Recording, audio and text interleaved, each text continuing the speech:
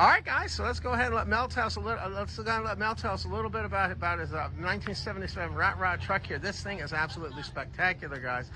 Draws everything in whenever it comes to shows, and also, so Mel, tell us a little bit about what you're doing for veterans and things. Mel's a big supporter of Army veterans, guys, and military too. Tell us a little bit about what you're doing for that, Mel.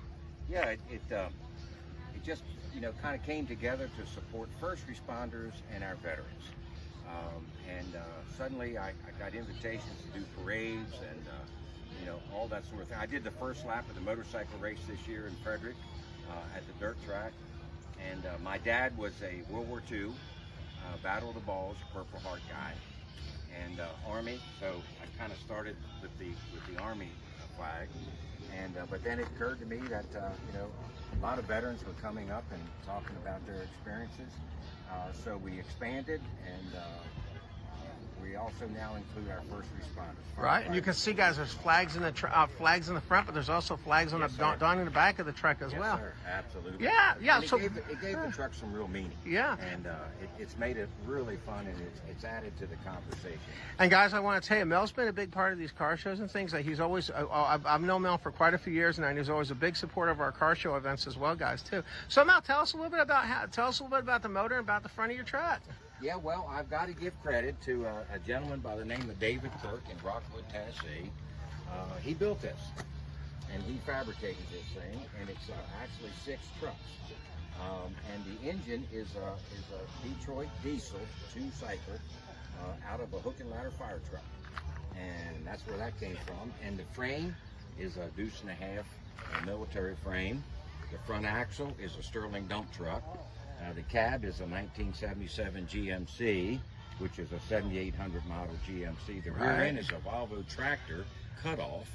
It has a Freightliner air ride suspension, and the unique thing about the interior, it has 2 shifts. It's a 5 and a 4-speed. Old school. Right. That came out of an old Peterbilt tractor. Right, and you're going to see, guys, too. We're going to see, guys, with the motor and stuff too. This is a really this is just spectacular too. There's even details on there's details all over this, all over this when you go around to look through here.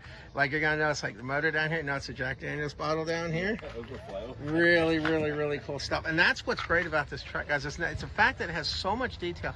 I've been looking at this truck for years, and I'm still picking up details, even after looking at it for years too.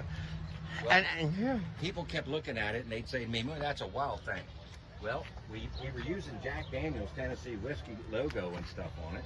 And my daughter, who does a lot of sign work and stuff, she said, I think we ought to name it Wild Thing. That's what everybody calls it. And so it became the Wild Thing. And I had actually talked to Jack Daniels a few years ago before all the COVID stuff took place. And they were very interested in the marketing aspect of it, and maybe even putting it in the calendar. But COVID came, and they shut down a lot of their guests and the visitor stuff, and so it kind of fell away. But it was fun. But and you can, since it's become what it is today.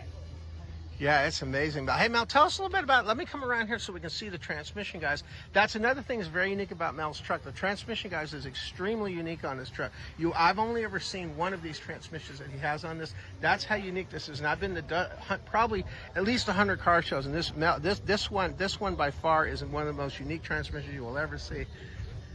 So you can see the beautiful flags back there. And Mel, by the way, I wanted to say once again, by the way, thank you for everything you're doing for our troops and everything, too. Gosh, yes. Supporting them, too. It's an honor.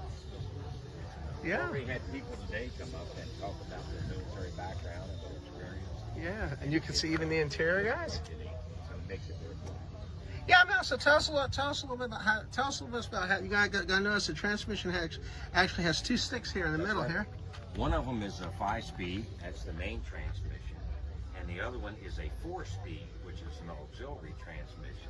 So you really get about 15 gears, and because of the noise and the good sound that it makes, I try to get as many of the 15. And you're going to see, guys, there's a handle here, and there's 2. There's one here, and then there's one here. Yes, sir. So you're going to see how you did. So that's something you don't see that every day too, and even the interior too. So how many different gears? So you can get actually 13 different speeds out of that, right? 15.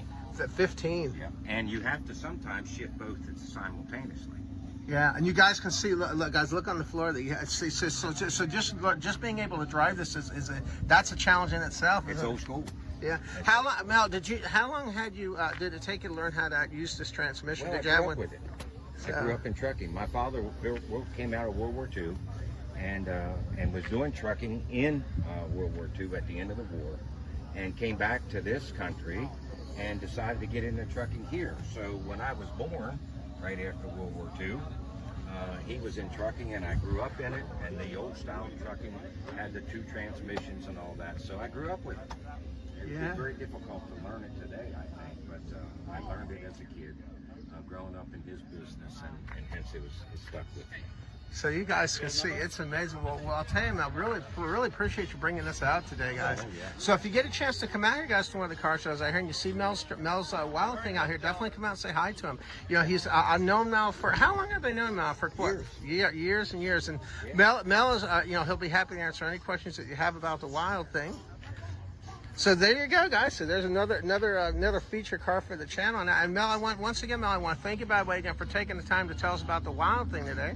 All right, guys, and I also want to mention, by the way, too, if you want to help show your support for the Kurt's Place channel, I do a merchandise available in the Kurt's Place channel store. You can get things such as hats, mugs, and keychains.